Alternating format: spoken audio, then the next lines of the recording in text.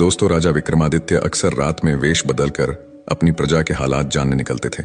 वह अपने सच्चे प्रेम से भरे दिल के साथ सड़कों पर घूमते थे। एक रात जब वह अमृत बेला में घूमते हुए शहर के चक्कर लगा रहे थे, उन्होंने देखा कि एक युवा लकड़हारा एक पेड़ पर चढ़ रहा है। उसकी आंखों में जीवन की आशा और मेहनत की चमक थी। लेकिन तभी अचानक एक भयंकर भालू उस पेड़ पर चढ़ने लगा। राजा ने आश्चर्य से देखा कि भालू कैसे उस पेड़ पर चढ़ रहा है, क्योंकि यह आमतौर पर भालू की आदत नहीं होती। युवा लकड़हारे ने जब भालू को देखा तो उसकी धड़कनें तेज हो गईं। डर के मारे उसने पेड़ की शाखा छोड़ दी और सीधे धरती पर गिर पड़ा। उसकी जान चली गई। वहीं भालू ने पेड़ से नीचे उतरते ही अपनी असली पहचान बदल ली और एक खूबसूरत लड़की का रूप धारण कर लिया। राजा विक्रमादित्य दूर से यह नजारा देख रहे थे। उनका मन जिज्ञासा से भर गया। वह सोचने लगे, यह लड़की अब क्या करेगी। कुछ ही समय बाद राजा के दो सैनिक जो रात की गश्त पर थे वहां पहुंचे। संयोगवश वे असली भाई थे। छोटे भाई की नजर जब उस खूबसूरत लड़की पर पड़ी तो उसने बड़े भाई से कहा, भाई देखो कितनी सुंदर लड़की बैठी है, मुझे तो शादी करनी है। बड़े भाई ने कहा, नहीं, जब तक मैं हूं तुम उससे शादी नहीं कर सकते, मुझे पहले उसका हाथ मांगना चाहिए। छोटे भाई ने तुरंत विरोध किया, मैंने उसे पहले देखा है, इसलिए मैं उससे शादी करूंगा। दोनों भाइयों के बीच बहस बढ़ गई।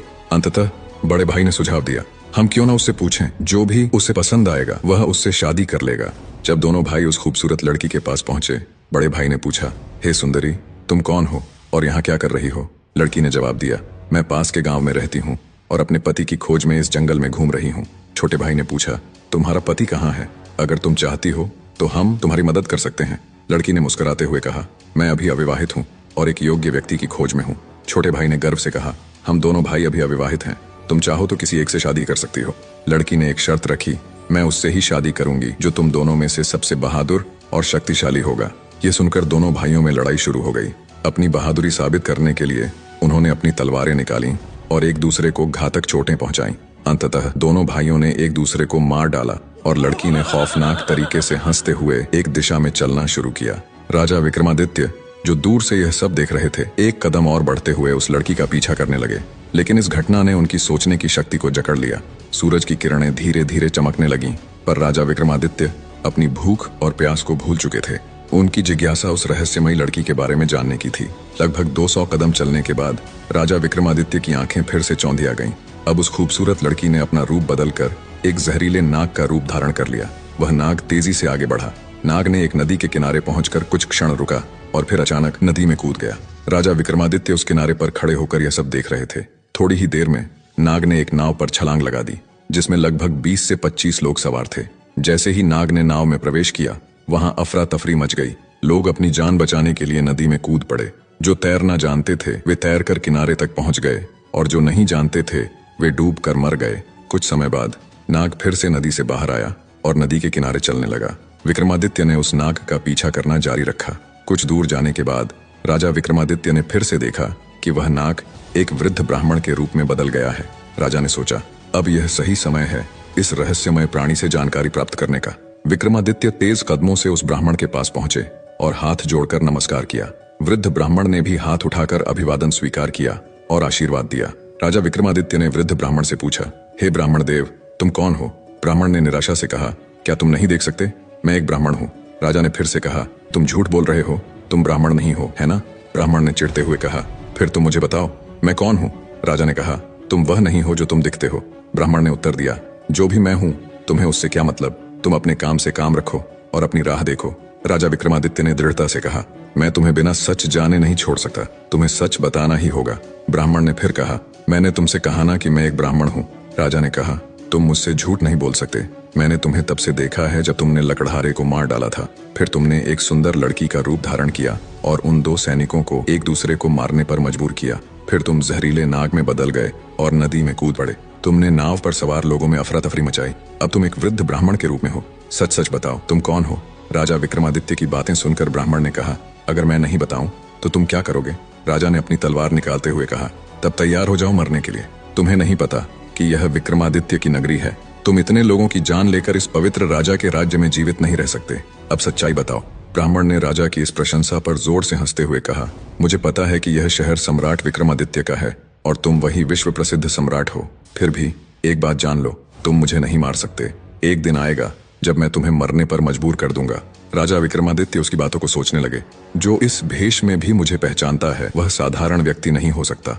फिर उन्होंने थोड़ी विनम्रता दिखाई और कहा, अब जब तुमने मुझे पहचान लिया है, कृपया मुझे बताओ कि तुम सच में कौन हो। ब्राह्मण ने कहा, तुम एक राजा हो और राजहट पर अड़े हुए हो, इसलिए मुझे तुम्हें सारी बातें बतानी पड़ेगी, मगर तुम मेरी बातों में विश्वास नहीं करोगे, इसलिए सबसे पहले मुझे तुम्हें बताना होगा कि मैं कौन हूँ। तो हे राजा, ब्राह्मण ने कहना शुरू किया, अब ध्यान से सुनो कि मैं कौन हूँ और तुम्हारी राजधानी में क्यों आया हूँ। मेरा नाम काल है। तुम जानते हो कि इस दुनिया में जन्म लेने वाले सभी जीवों की मृत्यु निश्चित है, इसलिए इस भूमि को मृत्यु लोक भी कहा जाता है। जब कोई जीव माँ के गर्भ में आता है तो सब कुछ बनने के बाद आत्मा उसमें प्रवेश करती है और जीवन जागृत होता है। इसी समय उसके मृत्यु का समय, स्थान और परिस्थितियां भी सृष्टिकर्ता द्वारा निर्धारित की जाती हैं। हे राजा, ब्राह्मण ने आगे कहा, तुम जानते हो कि चित्रगुप्त हर जीव की जीवन और मृत्यु का रिकॉर्ड रखते हैं। जब किसी जीव की मृत्यु का समय आता है तो वह धर्मराज को सूचित करते हैं। अब चूंकि सभी जीवों की मृत्यु और मुक्ति का विभाग भगवान शिव के पास है, इसलिए धर्मराज भगवान शिव से अनुमति मांगते हैं कि उस जीव को मृत्यु दी जाए। जब भगवान शिव अनुमति देते हैं तो धर्मराज मुझसे यानी काल से कहते हैं कि जाओ और उस व्यक्ति की जान ले लो, तब मैं इस मृत्यु लोक में आता हूँ।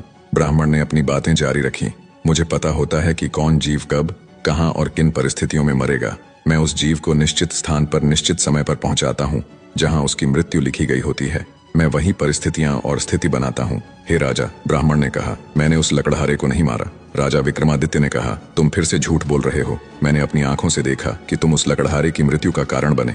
ब्राह्मण ने कहा, बिल्कुल, मैं कारण बनता हूँ, लेकिन भौतिक लोग सोचते हैं कि लकड़हारा पेड़ से गिरकर मर गया और फिर मुझे धर्मराज के आदेश का पालन करना होता है। उसकी मृत्यु पेड़ से गिरने के कारण लिखी गई थी, इसलिए मैंने एक रूप धारण किया और वही परिस्थितियां उत्पन्न की ताकि वह उस घटना का शिकार हो जाए।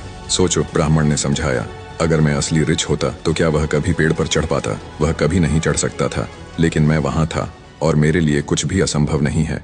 अगर हम उन सैनिक भाइयों की बात करें तो मैंने उन्हें भी नहीं मारा, क्योंकि उनकी मृत्यु एक दूसरे के हाथों लिखी गई थी।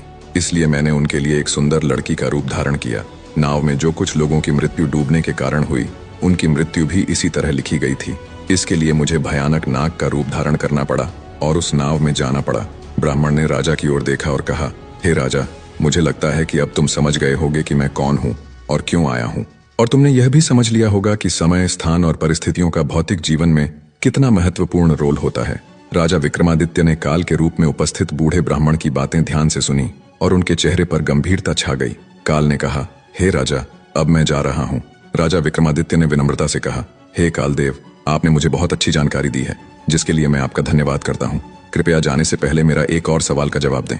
काल ने कहा, पूछो, जो भी पूछना है जल्दी पूछो, क्योंकि मेरे पास यहाँ रहने का ज्यादा समय नहीं है। राजा ने पूछा, कृपया बताएं कब और कहाँ और कैसे मेरी मृत्यु होगी। कालदेव ने उत्तर दिया, हे राजेंद्र, मैं तुम्हें बता सकता हूँ कि तुम कहाँ और कैसे मरोगे, लेकिन कब मरोगे यह नहीं बता सकता। राजा विक्रमादित्य ने आश्चर्य से पूछा, हे कालदेव, मृत्यु का समय बताने में तुम्हारी क्या आपत्ति है? काल ने गंभीरता से कहा, हे राजा, अगर मैं तुम्हें समय पहले से बता दूं तो तुम इसी पल से चिंता करने लगोगे, और तुम जानते हो चिंता चिता के समान होती है। अभी तुम्हें अपने शासन में कई शुभ कार्य करने हैं और लोगों के कल्याण के लिए महान कार्य करने हैं। राजा विक्रमादित्य ने संतोष से कहा, ठीक है, अगर समय नहीं बता सकते तो कम से कम मुझे बताएं कि मैं कहाँ और कैसे मारा जाऊंगा। काल ने कहा, सुनो राजन, तुम्हारी मृत्यु तुम्हारे अपने महल में सीढ़ियों से फिसलकर होगी। यह सुनकर राजा विक्रमादित्य की आंखें चौड़ी हो गईं। काल ने अपनी बात कहकर तेजी से एक दिशा में चलना शुरू किया और कुछ दूरी पर वह अदृश्य हो गया।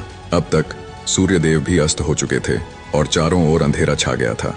राजा विक्रमादित्य अब शारीरिक और मानसिक रूप से थक चुके थे।